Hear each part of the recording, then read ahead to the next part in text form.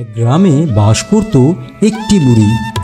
বুড়ির ছিল একটি মুরগির খামার। মুরগির ডিম বিক্রি করে বুড়ির সংসার চলতো।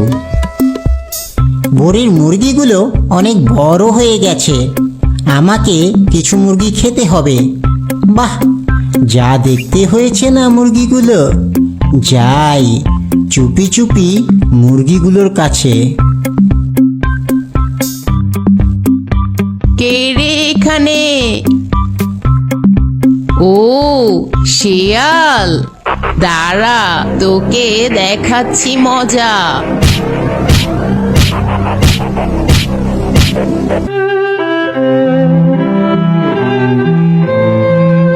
কি হয়েছে ভাগ্নে? মামা আর বলো না, বুড়ির মুরগি চুরি করতে গিয়েছিলাম, কিন্তু বুড়ি আমাকে আচ্ছা করে ধুলাই করলো। কি বলছো ভাগ্নে? বুড়ির বাড়ির মুরগিগুলো বড় হয়ে গেছে? তবে আর বলছি কি মামা, যা মোটা হয়েছে না বুড়ির মুরগিগুলো, দেখলেই খেতে ইচ্ছে করে। তাহলে ভাগ্নে, আমার জন্য কিছু মুরগি এনে দিতে পারবে? আমি জঙ্গলের রাজা, তোমরা থাকতে আমি শুধু শুধু কেন কষ্ট করব? কেন পারবো না মামা, তুমি আমার মামা বলে কথা। তোমাকে একটা কথা বলছি, মনোযোগ দিয়ে শোনো। কি কথা বলো ভাগ্নে? তুমি তাড়াতাড়ি করে তোমার শরীর থেকে চামড়াটা খুলে দাও, তাহলে ওই বুড়িটা আমাকে বাঘ মনে করবে আর কিছুই বলবে না। কিছুদিন পর আবার তোমার শরীরে চামড়া হয়ে যাবে। কি বলছো? তাহলেই তুমি আমার জন্য মুরগি আনতে পারবে? হ্যাঁ মামা, তুমি একবার দিয়েই দেখো তো, দেখবে আমি তোমার জন্য কত মুরগি নিয়ে আসি। ঠিক আছে ভাগ্নে, আমি তোমাকে আমার মাথার চামড়াটুকু দিব, তুমি সেটা মুখে লাগিয়ে আমার জন্য মুরগি নিয়ে আসবে। আমি তাহলে তোমার মাথা থেকে খুলে নিচ্ছি মামা। এই বলে শিয়াল বাঘের মুখের চামড়া খুলে নিজের মুখে পরে নেয়। আজকে সারা রাত জেগে মুরগি পাহারা দিতে হবে, দেখি কে আসে।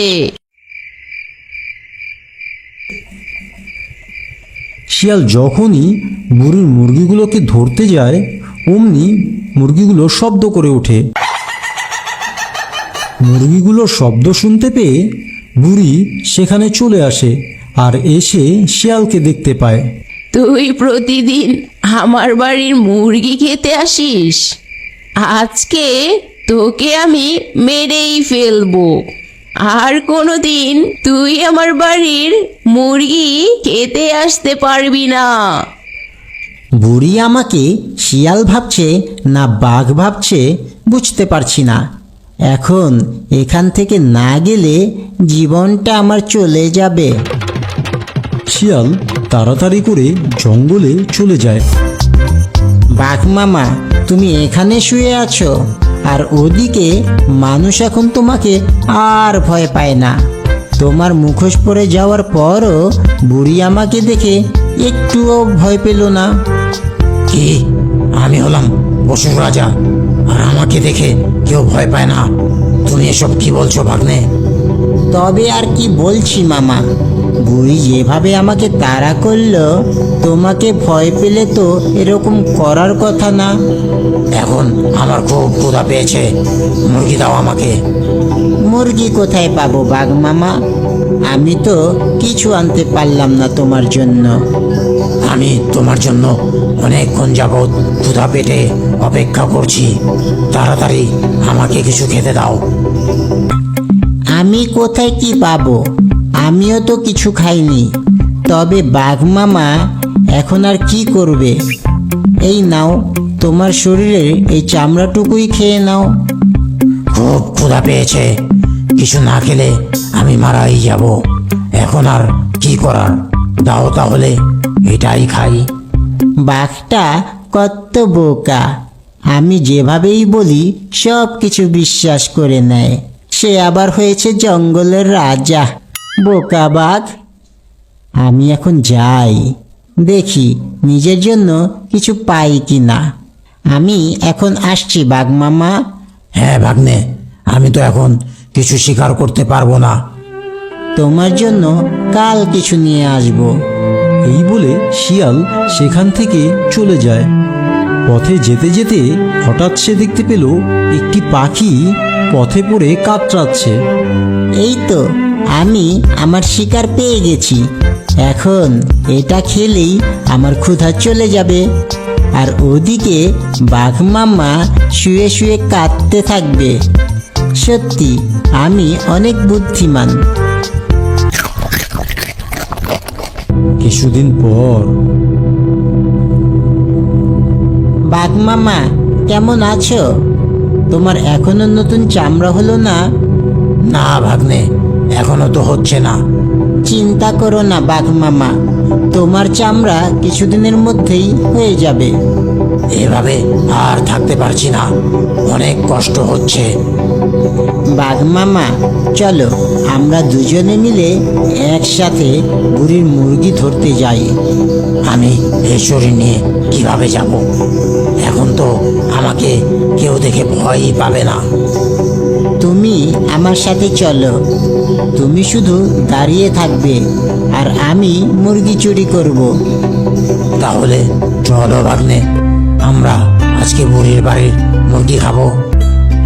তুমি এখানে দাঁড়াও বাঘ মামা, আমি মুরগি নিয়ে আসছি, তখন দুজনে একসাথে খাবো।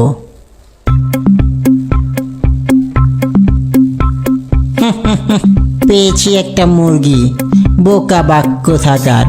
তোকে আমি ভাগ দিলে তো এটা আমি একাই খাবো। তখনই সেখানে বুড়ি চলে আসলো। বুড়ি এসে দেখতে পেল তার একটি মুরগি কম। আজকে আবার এটা কি এসেছে?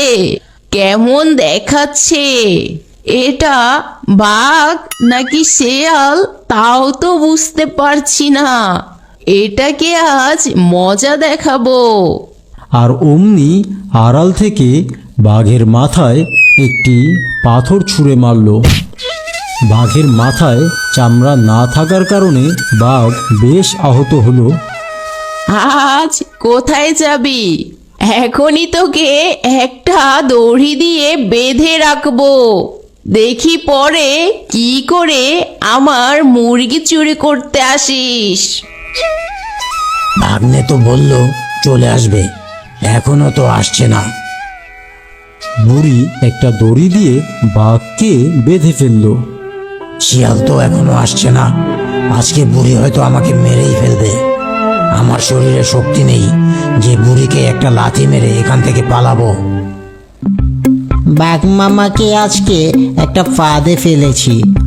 এখন এই জঙ্গলের রাজত্ব তো আমি করব, আর আমি সব পশু শিকার করে একাই খাবো।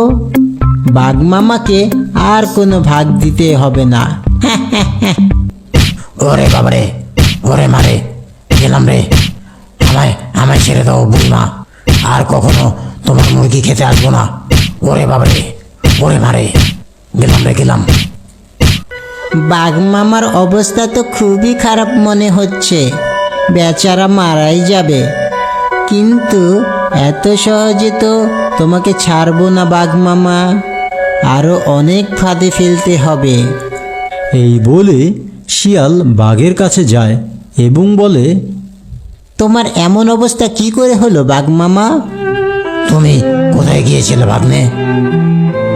বুড়ি আমার অবস্থা অনেক খারাপ করে ফেলেছে, আমাকে নিয়ে যাও ভাগ্নে। আমি তোমাকে এখান থেকে নিয়ে যাচ্ছি বাঘ মামা। আমি আসলে শিকার করতে গিয়েছিলাম। আমার খুব ক্ষুধা পেয়েছে, কিছু খেতে হবে। আমি তোমার জন্য কিছু নিয়ে আসছি। এই বলে শিয়াল চলে যায় এবং বাঘের জন্য কিছু গাছের পাতা নিয়ে ফিরে আসে। তুমি এখন এইগুলো খেয়ে নাও বাঘ মামা, জঙ্গলে আর কিছুই পেলাম না। এগুলোই দাও ভাগ্নে, খুব ক্ষুধা পেয়েছে। মামা এখন চলো, তোমাকে আজকে আমি শিকার এনে খাওয়াবো। কয়েকদিন ধরেই তো বলছো, কিন্তু এখনো তো কিছুই খাওয়ালে না। আজকে তোমাকে খাওয়াবো, চলো আমার সাথে।